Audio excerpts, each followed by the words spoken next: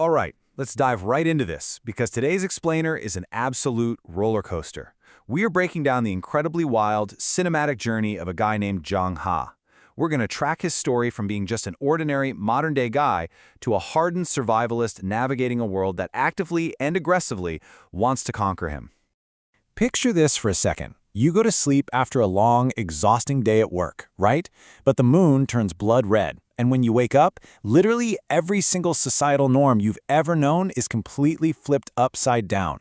That is exactly the bizarre reality our protagonist, Jang Ha, finds himself in. Back on Earth, Jang Ha was your typical straight shooter. He grabbed beers with the boys, he hit the gym, and he confidently asked women out. But this new world, it is a total, uncompromising matriarchy. History itself is swapped. Here, women are the ones who are biologically stronger, taller, and way more aggressive. And the men? Well, they're physically weaker. They're expected to be super submissive, stay at home, wear makeup, and just wait for a woman to make the first move. I mean, imagine Jang Ha waking up in this fragile pretty boy body with his dad literally yelling at him to moisturize and put on lipstick. It's completely wild. So how in the world did he end up here? Well, that brings us to Act 1, The Red Moon's Ultimatum. The whole thing kicks off when Jang Ha comes face to face with the entity who actually caused all of this, the goddess of the Red Moon. And get this, she yanked him into this world simply because in his past life, he complained about wanting to be a real man. So she hits him with a massive ultimatum. Prove your masculinity and completely flip the script in this fiercely matriarchal world, and maybe, just maybe, you get to go back home. But if he fails, he permanently assimilates into this crazy reality and loses his original identity forever. Talk about high stakes. Now, Jang Ha is not going down without a fight. He completely refuses to assimilate, launching this desperate and honestly kind of comical rebellion against the submissive male expectations of this world. Step 1, he marches into the school cafeteria and orders these massive heavy meals, like double meat, totally shocking everyone who thinks guys should just nibble on tiny salads. Step 2, he hits the salon and demands a short, masculine haircut. But ironically, this totally backfires and just makes him look even cuter to the women there. Finally, Step 3, he signs up for a Muay Thai class to try and claw back some of his former physical strength, dragging his super feminine buddy Long right along for the ride. But things do not go exactly as planned, which takes us right into Act 2, Chads, Gangs, and the Harem. You see, his rebellious attempt to act like a traditional Chad doesn't repel these women at all. In fact, it does the exact opposite. He accidentally turns himself into the most desirable guy in the entire city, drawing in a truly terrifying roster of pursuers. First up is Yua. She's incredibly rich, totally quiet, but a brutal fighter whose grandmother was a literal soldier, so her threat level is high. Then there's Wei-nan. Picture an intimidating 2-meter-tall corporate CEO with underworld ties who absolutely, positively does not take no for an answer. Threat level on her? Extreme. And finally, we have Kin. She's his new stepsister, and while she acts super sweet, she's actually hiding a deeply obsessive and calculating nature. Her threat level? Totally unknown. Because he's so uniquely defiant, the tension just skyrockets. Someone snaps a pic of him eating at McDonald's, and boom, he goes wildly viral online. Suddenly, he's dealing with aggressive female street gangs harassing him everywhere he goes. And remember that powerful CEO Wei-nan? When he keeps rejecting her, she literally kidnaps him and ties him to a bed just to assert her dominance. This all builds up until Jang Ha and Wei-nan are actually forced to flee into a jungle just to escape a squad of literal assassins. It's absolute chaos. And right here, this is the major turning point of the entire explainer. What started out as this quirky, gender-swapped high school romance just slams on the gas pedal.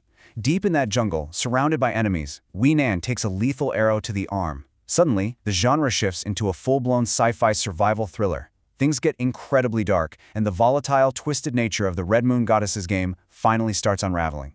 The stakes aren't just about dodging obsessive crushes anymore. They are about pure survival. Let's move into Act 3, Twists, Time Loops, and Fusions. So it turns out the Goddess of the Red Moon has been watching all this go down like it's her own personal reality TV show. And to test who will truly win Jang Ha's art, she starts forcing these insane, chaotic timeline jumps. Literally, 1 second he's in the middle of that jungle ambush, and the next, the whole world resets, throwing him years into the future where Yua is now an adult police officer. And then, he's violently ripped back in time to his childhood, standing face to face with a young Kin. It's a complete temporal whiplash. But this childhood timeline actually triggers a massive emotional climax. Jang Ha finally uncovers the root of his stepsister Kin Kin's deep obsession.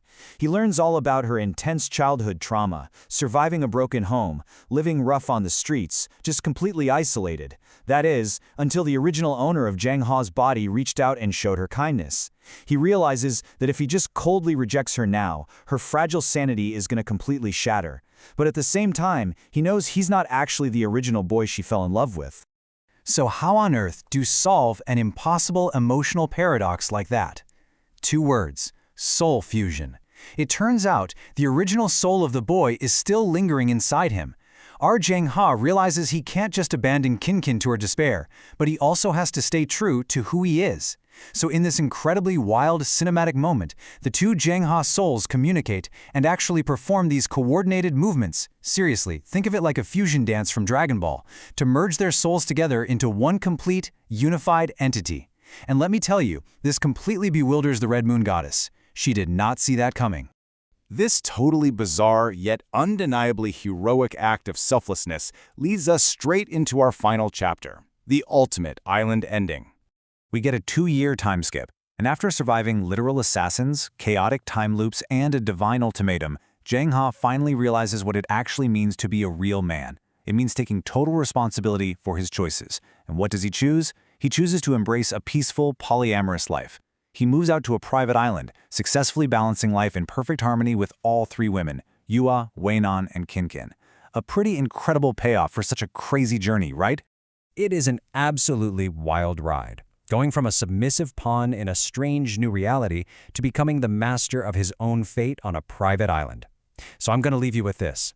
If you were suddenly thrust into a world where everything you knew about society was reversed, and you were handed a do-or-die ultimatum by a literal goddess, what choices would you have made? Thanks so much for joining me on this explainer, and remember to always keep questioning the reality around you.